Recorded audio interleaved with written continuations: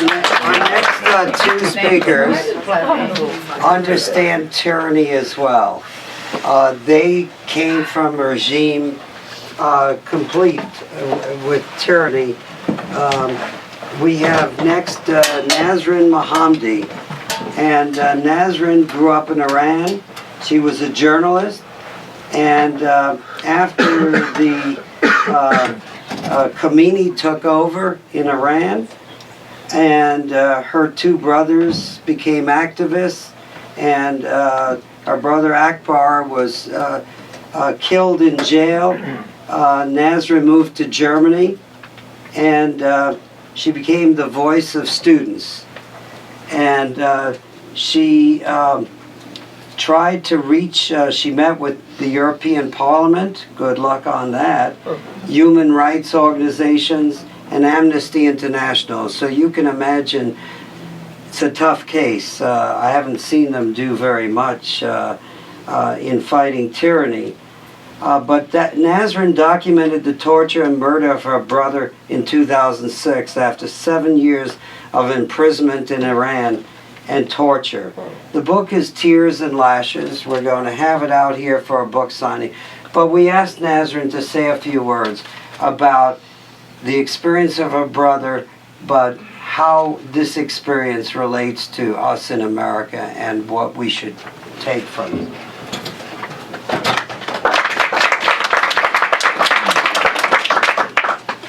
Thank you so much, Dr. Stefan, and thank you so much, your friends. You invited me to have a speech and talk about my late brother, about the Iranian people and youngster in Iran, and talk about the Islamic regime and the people that are living in Iran.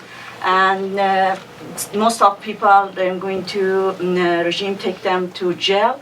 But we have a bigger jail, prison in Iran, the name of Iran, country in Iran.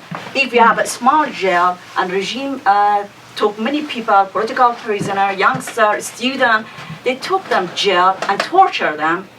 But bigger jail, the name of Iran, because everybody in Iran, the regime tortured them emotionally or physically. They cannot do anything. They don't have freedom at all. They cannot clap. They don't have freedom for whatever they want to wear. There is nothing in Iran. Now, freedom of speech, they cannot even in their house. They don't have freedom, their own house, even their bed. The regime, they're going to attack to people's house and arrest the people, in the privacy. They cannot have their own privacy. I was born the Islamic regime. And I was my elementary school, my middle school, high school, and I got my bachelor's degree in Iran, but I was living in hell. I don't have any good experience. I didn't have really happiness except my open-mind family. I'm really appreciated because my family were so open-minded.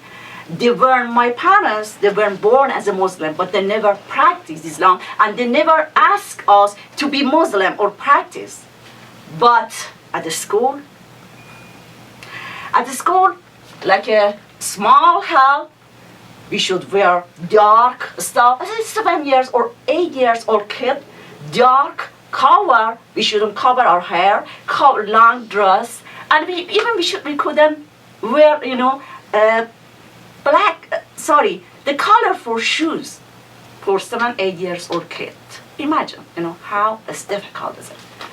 I was almost, I think, 8 years old kid. I was second grade at the school. Our teacher came to the school and asked us, we are going to take your children to stoning a woman to be dead. We didn't know what's mean. We thought it's a play, it's a game. Look at 7 years or 8 years old kid doesn't, they cannot understand, doesn't know what is stoning. What is that? I came to home.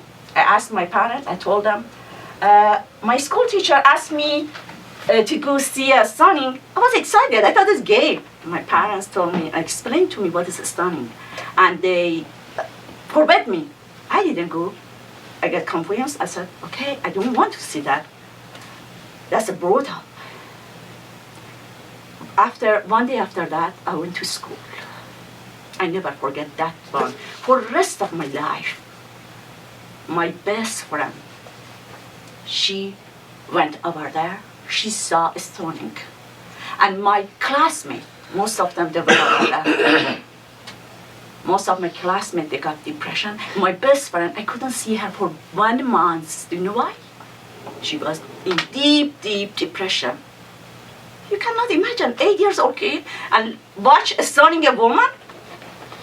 It's brutal. Sick. I cannot. I was born in Islamic regime.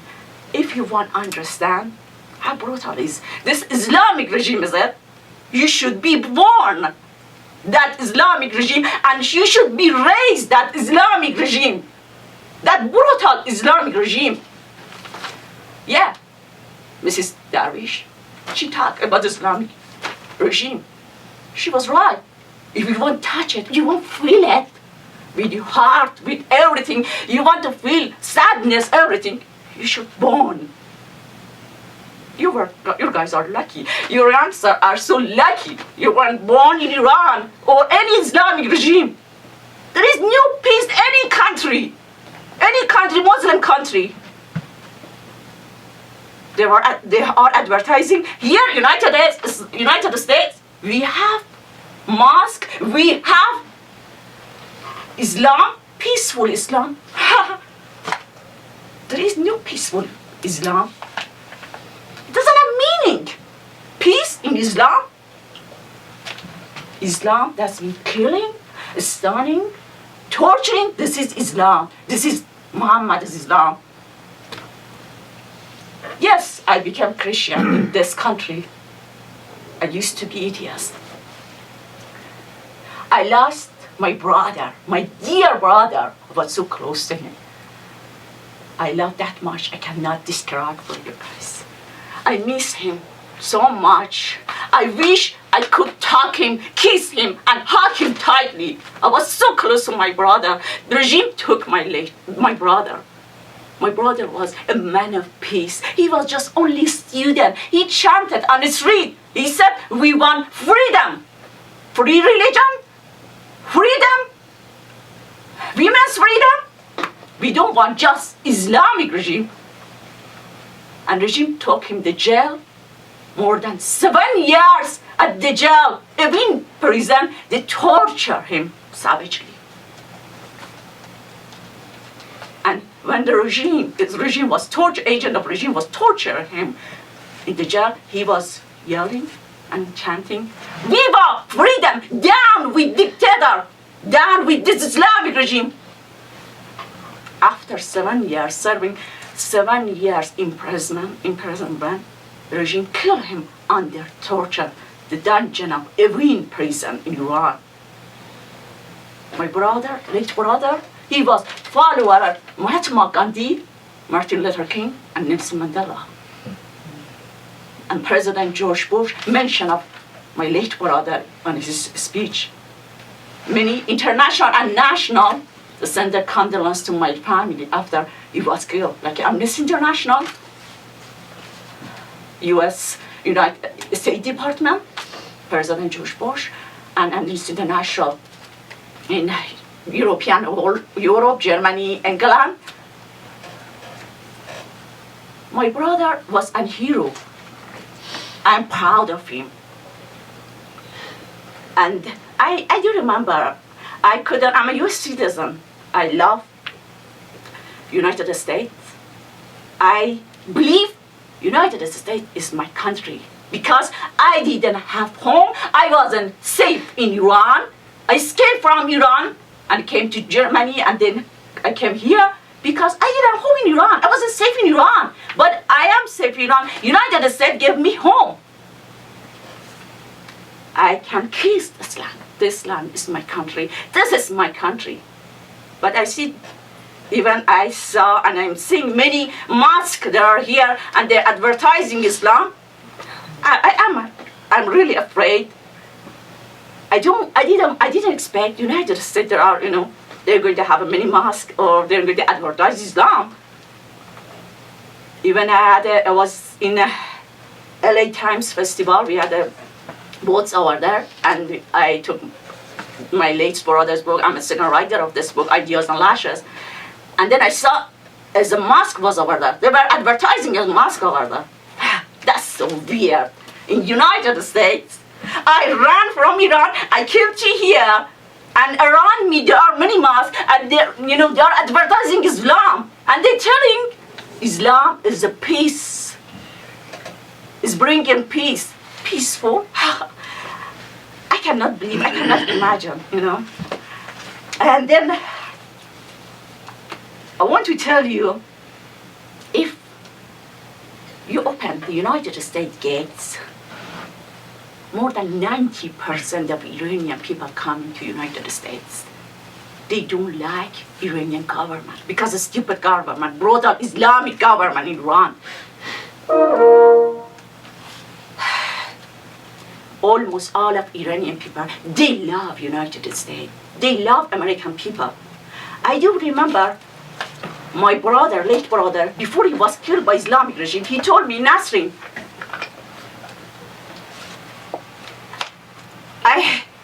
Cyrus, the great king of Persia, gifted human rights as a free to all world. But now we want to human rights cost us dearly, dearly. We don't have any human rights in Iran. And I do remember my late brother diary, he wrote about his, how he was captured in prison and what kind of torture the regime gave him. Just 30% his diary. He wanted completed his diary after Iran be changed. But regime didn't give him chance, and he was killed by Islamic regime. And in this book, he wrote a letter after 9/11 happened. He said, I didn't cry when the regime every day was the worst torturing to me. I didn't cry. I didn't yell. Because I didn't want to make them happy. When I cried, the worst torture they gave my brothers. Manusher and Akbar was captured, two brothers.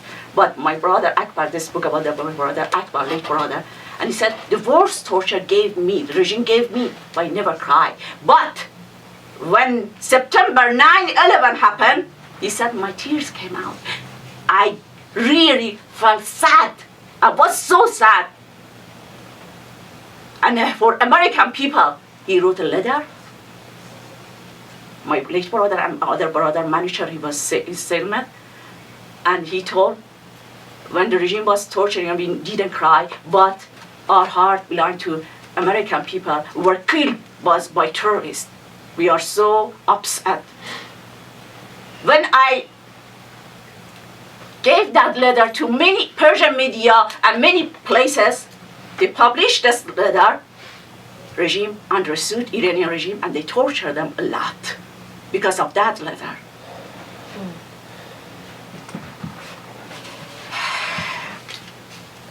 If I tell about youngsters in Iran, or about what happened to my late brother and many students in Iran, is 20 minutes or an hour is not enough. I should talk about hours and hours. A lot of pain in my heart and sadness in my shoulder. I do remember 6 years ago, I cannot go back in Iran because I'm political and human rights activist. Me and my uncle, and we went to Turkey and Ankara to visit my family over there. Around 7 years ago was that story. We went to apartment over there, 4 bedrooms apartment. My mom, my dad, my sister, my brother, right now they are citizens here. My sister and brother Reza, sister Zimi. And my brother, 2 brothers were in the jail, Manusher and Akbar. When I got over there, a young guy called us. In 3 years, my brother Akbar is going to be set free. He's going to free, and he's going to. But we had a party. We were so happy. Then and after 3 days, In the morning time, we had a breakfast at 8 a.m. My dad's phone was ringing. And my dad answered and said, a guy, young guy, his name was Behnam. I knew him because I was calling him, talk to him, and he was reporting about my brother and youngster inside of jail, what happened to them. He was giving us news every time. And he said, forward the phone to my uncle Murad, who is sitting here. My dad passed the phone to my uncle. When my uncle was talking, and then I understood he's just running. He wants to leave this living room, and he went to last bedroom, and then I understood his body's shaking, and I understood something bad happened to my late brother, and then suddenly I grabbed the phone. I thought my late brother is so sick because he was in hunger strike. And then I told Behnam, this is Nasrin. Tell me, I'm a strong lady. I can bear. Don't worry. Tell me what happened. And he said, Nasrin, your brother was killed by Islamic regime last night. Oh my God. I cannot forget for the rest of my life in that night. Like whole world get dark in front of my eyes. I screamed loudly. I said, no, no, no. Because of stupid and brutal Islamic regime took my brother. I cannot explain to you. I cannot describe that night. And my mom, my dad, they were shocked. And my little nephew, Farhan, he was just 7 years old kid. And my niece, Shagaya, was 8 years old. And my another baby niece, she was just 3 years old. They were crying. My sister-in-law, Sohra, and my another sister-in-law, Azita, they were crying. My brother Reza was crying. My mom suddenly opened the luggage, and that t-shirt, red t-shirt, I bought my late brother because he lost the color, red color. And then my mom opened the luggage and wore that red shirt and told to everybody, why you're crying? If regime took my son away, if the regime, Islamic regime, killed my son, Akbar is not dead.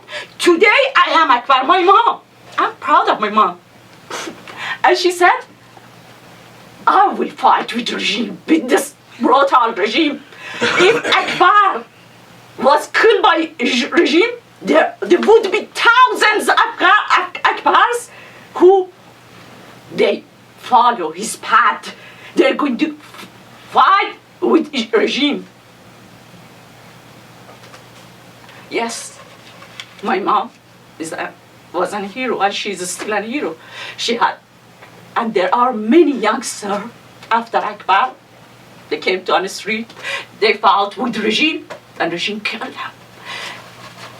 Yes, I have some names of those students who were killed by Islamic regime, like Nida, tyranny, and Sattar Beheshti. He was a weblog writer.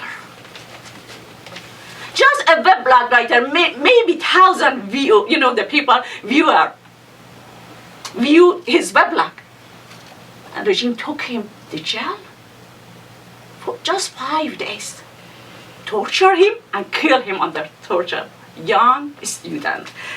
And it was young guy and weblog writer.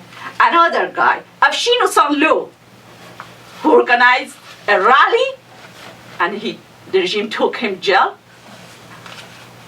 and for labor rally and torture him and kill him. Said Zain Ali, a young student from 1999, that time the regime arrested my late brothers from more than 10 years ago. His mother is still looking everywhere, and she's telling to everywhere, where is my son? I cannot, every jail, every places. But I can't find my son. Where is my son? Tell me, is he alive or no, he's dead? She doesn't know anything. She wrote many letters. Who can be her voice? You guys, most of you guys, your mother or father, you have children, you can feel it. You know, if something happened, get your children sick, what happened to you guys? Imagine those mothers, they are mother and father. They're losing regime, taking their children and torturing, kill them, or they don't have any news more than 10 years.